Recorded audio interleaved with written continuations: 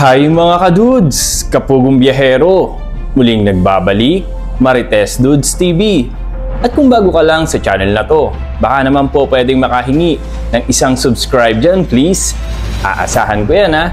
At ganoon na din po sa ating pugong biyahero. Pa-subscribe na din po sa kanya at sa iba pang PB team. So sa video reaction po na ito ay babalik tanaw po natin kung paano at sa anong sitwasyon nakilala ni Sir Paul Pugong Biyahero si Madeline. So nagsalita na nga po si Pugong Biyahero patungkol po dun sa pag-uwi ni Madeline ng Davao at hindi na po ito babalik sa kanyang sponsor.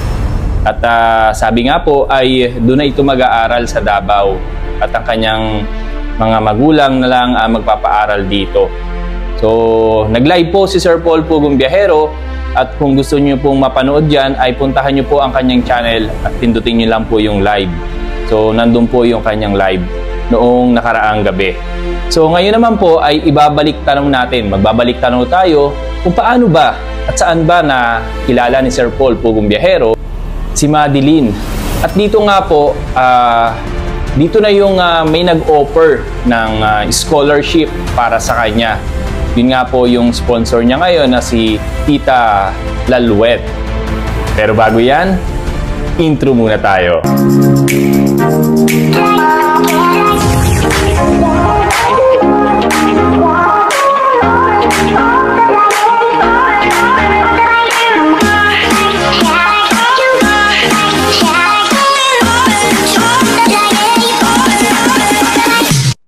So yun na nga mga kadudes, kapugong biyahero, hindi na natin patatagalin ito at bigyan na natin ng reaction. Ito, pagbabalik tanaw ngayon noong si Madeline ay nakilala ni Sir Paul Pugong Biyahero at binigyan ng offer na scholarship. Ito po yung bahay ni Madeline noon. Bahay po nila yan. Kaya, ano doon si nanay mo? Hello, ako tayo dito. Oo nga, ulan. Hindi ka, tayo. Basta ka na. Teka lang. Teka na, hikaw mo, ha? Pati napansin eh, no? Kailan ang pasok nyo? Sa 22. 22? August 22 rin yung pasok nila. Okay, so dito ka mag-aaral, ano? Ano ang grade mo na ulit? 7. Grade 7. Okay. Tuturuan lang kita, ha? Kasi, siyempre yung mga nila, yung po at opo, talagang hindi nila nakasanayan. So, para masanay ka, pagkausap mo kami, palaging may po, at saka opo. Ha? O, nakaka-start lang yung beauty yan. So, baka siya niyan, Cheryl, ano? Si Isabel Granate daw ang kanito. Kapatid mo siya? Opo. Anong grado na yan? 5. Grade 5 na. So, kamusta ang preparation para sa pag-aaral? Meron ka na bang mga gamit sa school? Wala pa. Wala pa. Waro pa? Bag? Wala pa. Notebook? Crayola? Wala rin? Make-up? Nagme-make-up ka ba? Dili. Hindi na kailangan make-up. Maganda na si Madeline. Make-up ang pabato. Okay, so anong gusto mo? Bag? Ano pa? Bag. Bag. Mga notebook. Notebook? Ano pa? Ballpen. Ballpen? Crayola. Crayola? Eraser. Ano yun? Eraser? Damit. Damit? May uniform ba kayo dito, Aro? Nag-uniform mo? Oh. So may uniform ka na? Wala. Wala pa binibili sa school? Asang palit ng uniform? Labo. Sa Malabo. Labo? Sige ganito. Meron na tayong sponsor mo para sa iyong pagkaaral. So isa rin siya sa mga Pugong Biyahero scholar natin sa tulong ng mga sponsor natin. So siya yung pang-apat sa mga mabibigyan natin na scholarship program ng ating mga sponsor sa Pugong Biyahero.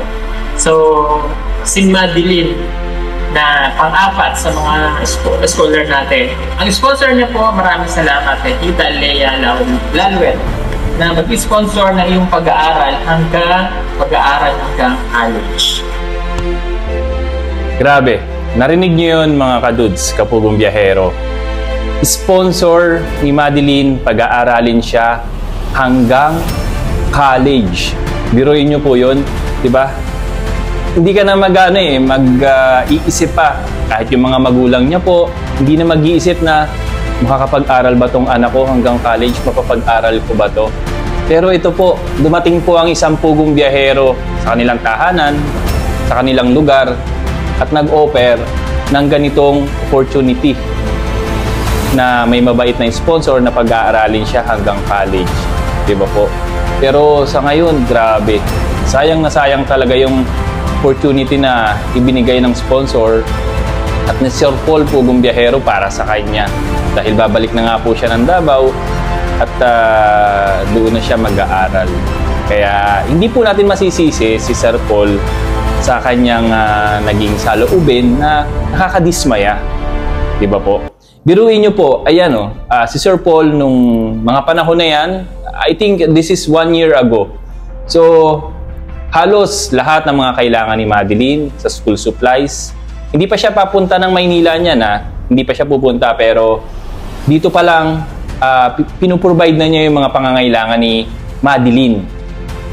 So, ayan po, kitang-kita naman po natin na hindi naman po nagkulang si Sir Paul Pugong Biyahero at lalong-lalo na po yung sponsor niya para sa kanya. So, at makikita niyo po andun sila sa kanilang bahay. Ito yung bahay talaga nila. Tapos pinagawan din po siya ni Sir Paul Pugong Biyahero ng pabahay. Kasama po si Madeline sa pinagawan po ng pabahay ni Pugong Biyahero. So, ayan nga po. Hindi pa po pumunta nito si Madeline sa Maynila dahil nagantay pa ata ng graduation or isang taon pa ulit bago siya pumunta ng Maynila. So, ituloy po ulit natin at eto, ang sasabihin ni Sir Paul Pugong Biyahero. Hanggang college ka na, may magpapaaral na sa'yo. Sabi, hanggang college yun, mga kadudes. Ganito. Dahil pag-aaralin ka na hanggang college, so syempre, hindi ka dito mag-aaral noon. Okay? Tatapusin mo lang yung high school mo. High school ka na, no? High school mo dito, pero next year, sa Maynila ka na mag-aaral. Doon ka na mag-aaral, okay? Hiling lang ako sa'yo. Kapag doon ka na nag-aaral dito, kailangan matutunan mo ng mag-Tagalog. Ha? Opo. So kung halimbawa, sa school nyo, dahil may subject kayong Pilipino, tama di ba? Pag-aralang mabuti, bibilang kita ng mga diksyonaryo Tagalog. Dito sa bahay nyo, kailangan ikaw din mismo nagtuturo ka sa mga kapatid mo, mag-practice mag-Tagalog. Intindihan? Opo. Okay? So, word by word kailangan matutunan at pagbalik ko dito, kailangan may natututunan ka na. Okay? Nasaan lang yung magulang? Ate! Mama. Mama! Mama. Asa man? Paru? Then, okay, para at least mas maintindihan. Halika ate, pasok ka. Pasok ka sa bahay ko. Hindi mo nagaliwa sa loob. O, ningkot ka doon. Okay. Yan. Okay? So, mahiling lang ako ate. Kabalo ako mag-Tagalog? Hindi. So, kailangan nito matutunan mag-Tagalog. Okay? Siya, dadalhin siya sa Manila next year. Para pagdating niya doon, in 1 year, kabalo na siya mag-Tagalog. Di na kayo mahihirapan, di na siya mahirapan. Kasi pag doon, pagdating mo doon at hindi ka pa marunong mag-Tagalog, Mahirapan. medyo mag-a-adjust ka pa rin. Hindi na tayo dumating doon sa point na nag-a-adjust pa rin sa lingwahe. So dito pa lang, matuto na siya. Okay? Ang kailangan ko doon, pag dito siya nag-aaral, yung monitor ko ang grado niya ate. Kailangan maintain ha. Dahil scholar siya ng Pugong Biyahero, kailangan maayos po ang kanyang pag-aaral na kaya sa sponsor natin. So monthly makakatanggap siya ng allowance galing sa sponsor natin. So kailangan ko lang makuha yung number ninyo. At kung may Gcash naman dyan doon natin ipapadala para nakukuha niyo po yung allowance na magagamit niya. Congratulations ha. Opo. Dahil kapag-aral ka na ng college. Thank you. Pagpasalamat ko sa sponsor mo. Thank you kay Tita Lea Lalue. At sa inyo ha, sir, na nainitabang sa akong anak. Tanawa na po na among forma sa among balay ko. Kung sarap yun nga sa among kapobrehon.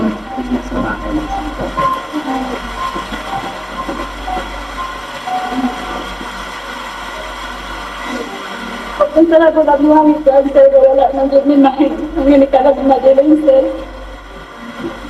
Bisa dalam gua yang mau makuan wala nila kuan sa mga ano to. Dili man tulong kita ba kaya wala man ni mga grado. Ito mga kadudes, ayun yung sabi ng nanay ni Madeline noon. Di kami makahanap ng trabaho dahil hindi kami nakapag-aral. Ayun po. Yun po yung problema ng mga panahon na yun. Kaya hindi maibigay ng mga magulang ni Madeline ang yung sapat na pag-aralin yung kanyang anak doon mismo sa lugar nila. But ngayon po, sinasabi ni Madeline na ganun daw na pag-aaralin siya ng papa niya kahit maghirap sila. And that time po, ang papa niya is, ang trabaho po ata is mag-uuling. Hindi naman po natin hindi na down yung ganun. Pero, titingnan natin yung sitwasyon po, di ba? Parang si Madeline, ang sarap na ng buhay sa sa kanyang sponsor. Tapos nakakapag-aral pa, hanggang college pa pag-aaralin. Tapos biglang ganito nga po na mabibigla tayo bilang charity viewers po, no? Nakakabigla kasi nakapag-desisyon siya ng ganun-ganun agad. Ako, hindi pa nga ako naniniwala Parang ang ko lang is prank lang to. So pupunta lang si Madeline sa Davao para siguro magbakasyon ng mga ilang days, then babalik na siya sa kanyang sponsor ulit. Kasi pinamili pa siya ni Miss Ruth Bill ng mga school supplies. At iniisip ko din that time, siguro sa kapatid niya yun, dadalhin niya. Pero noong nag-live na po si Pugong Biyahero, na doon ko na-realize na iba na to. Totoo nga ito. Kasi pinagbabasehan ko si Pugong Biyahero lang Kasi sa kanya naman ako nakasubaybay at siya naman yung nire-reactionan ko sa kanya mga vlogs. At ayun nga, sabi ko, ito totoo na talaga to, hindi na to prank kasi nagsalita na si Sir Paul patungkol kay Madeline sa naging desisyon nito. Maraming sinabi si Sir Paul na talaga namang nakakadismaya talaga kung iisipin niyo po. At dun sa mga comments na merong negative, merong positive, hindi na po natin masisisi sila sa mga ganun. Nasa sa inyo yan, mag-comment kayo ng mga negative, nasa sa inyo po yan. But si Sir Paul po kasi dito yun, sa sponsor Siya yung naglakad, siya yung nag-ano kay Madeline na anuhan ng sponsor, 'di ba? So talagang siya po yung sasagot sa totoong pangyayari, totoong dahilan kung bakit talaga ba uuwi si Madeline. So antayin na lang din po naman natin at sigurado naman today is Monday. So nasabi ni Miss Ruth na on Tuesday, so bukas ay aalis na si Madeline at may ticket na ito. Posible na mag-usap sila ni Pugong Biyahero pagdating niya ng Davao. Kasi at nabanggit din ni Pugong Biyahero na siya mismo ang susundo kay Madeline sa airport sa Davao. So siya din yung maghahatid sa mga magulang ni Madeline. At the same time, syempre, mag-uusap-usap sila. So yun po ang aabangan natin, ang totoong dahilan at yung final decision ng pag-alis ni Madeline. Isang katutubo na naman ang ating natutulungan sa tulong ng ating sponsor. Hindi biro ang magpaaral ng anak, lalo pa at kung walang kakayanan at kung mahirap ang kanilang buhay. Nakakataba ng puso dahil sa mga katulad nilang katutubo, mayroong mababago ang buhay. Ilan lamang sila sa mapapala na nabibigyan ng ganitong pagkakataon. Kaya sana, sa katulad ni Madeline, ay makapag-aral siya ng mabuti at isipin ang kapakanan ng kanyang pamilya at ang mga kapwa-tribo na umaasa na balang araw ay matutulungan din sila. At makakapagtapos ng pag-aaral.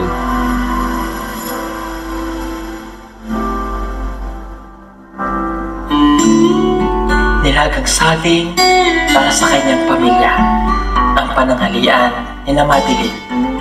Isang uri ng saging na madalas kinakain ng mga katutubong katulad nila kapag wala silang bigas. Hindi talaga mababago ang kanilang buhay kung wala sa isa sa miyembro ng kanilang pamilya na makapagtatapos ng pag-aaral. Paulit-ulit na mangyayari ang ganitong sitwasyon at hindi na mababago pa. Nakasalalay kay Madeline ang magiging takbo ng kanilang buhay. Kaya pagsisikapan daw niya na makapagtapos ng kanyang pag-aaral at maging abogado balang araw. Grabe oh, abogado pa yung gusto mo noon, Madeline.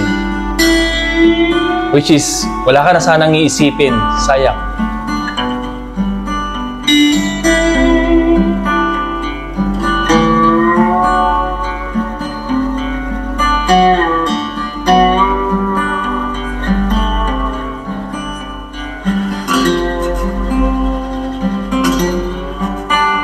Sana, Madeline, mapanood mo to. Kahit hindi na tong vlog ko, yung vlog ni Sir Paul na dati, part 3. Ayan, no? Mga batang naghahangad ng pagkain sa kanilang kapagkainan. Mga batang hindi alam ang magiging buhay nila balang araw. Sa kung ganitong sitwasyon na palaging mayroon sila, saan sila kukuha ng ipagpapaaral pa? Kung wala ang isang Madeline na magtataguyod para sa kanyang mga kapatid.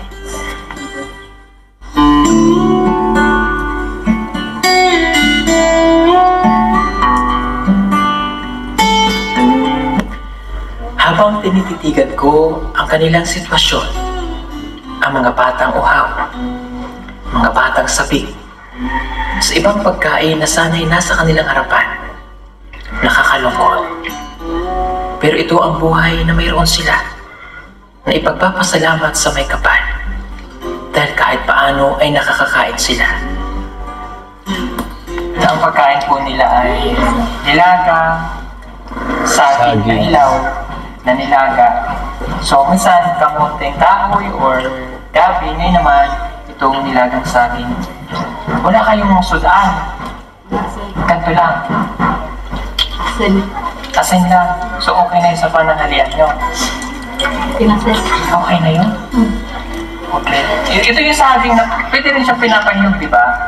Matamis din siya. Ito yung native nila saging, no? Sis. Ito yung... So, katulad nung nakaraan, sinasawsaw din nila sa asin. Ito. Kaya napaka-importante sa mga katutubo na meron silang asin. Pwede po ako makikain. Okay. Tikman naman natin ngayon yung saging po nila.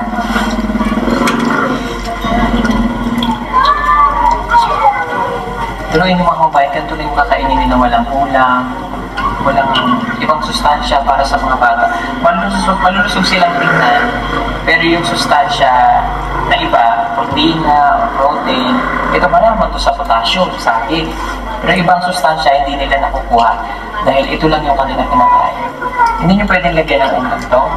Pwede, sir. Anong ulam? Meron sa gulay, sir. Gulay. Ayan, mga kadudes, kapugong biyahero, sana mapanood ni Madeline yung buhay niya dati, noon. Eh, hindi naman natin inaano, di ba? At mahirap talaga. Eh, tingnan natin, pagbalik niya na po ng Davao, at ma-realize niya na kung tama ba talaga yung kanyang naging desisyon na doon na lang. Eh, sayang. Di ba po, hanggang college, grabe. Ang daming nangangarap na mga katutubo na sila na lang. Sana sila mapuntahan ni Pugong Biyahero. Sana sila ay makuhang scholar at dalhin sa Maynila, mapag-aral. Di ba po? Ang dami talaga. Pero, ayan nga, isa ka, Madeline, sa mga mapalad na napili ni Pugong Biyahero at ng sponsor. Kaya, sayang. Pero kami, mga charity viewers, subscribers ni Sir Paul Pugong Biyahero, ay umaasa pa rin na sana magbago ang iyong isip dahil ang iyong sponsor ay sobrang bait. Malay natin po, di ba? Bukas pa yung pinto para kay Madeline kapag nagbago siya ng isip na ma-realize niya na, Sir Paul, babalik na po ako ulit ng Maynila para pagpatuloy yung aking pag-aaral. Diba po? Sana ganun nga kasi sayang po di ba po? Para yun sa kanyang pamilya na wala na siyang iisipin na handun na, hatid sundo pa siya. Diba po? Hindi naman siya, wala naman siyang problema na sinasabi. Parang ang ano lang niya is gusto niya kina Sir Paul, kina Maylene nakasama. Napaliwanag na po ni Pugong Biyahero na talagang hindi po aari doon dahil lang iba yung sponsor niya. Lalo na po ngayon at si Ninita at Maylene, si Sir Paul na po yung sponsor niyan. Kaya talagang mahirap na sitwasyon po talaga. Mahirap. Kaya sana Madeline, magbago pa yung iyong isip. Sana bumalik ka pa.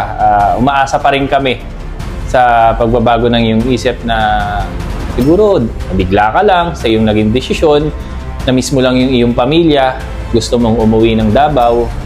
Tapos, at the same time, sana bukas pa talaga ang pinto para sa'yo kapag nagbago yung isip mo na gusto mo nang bumalik ulit. At sana si Sir Paul din ay bigyan ka pa ng chance dahil si Sir Paul talaga ay wala naano siya talaga sa'yo na sa desisyon mo, di ba?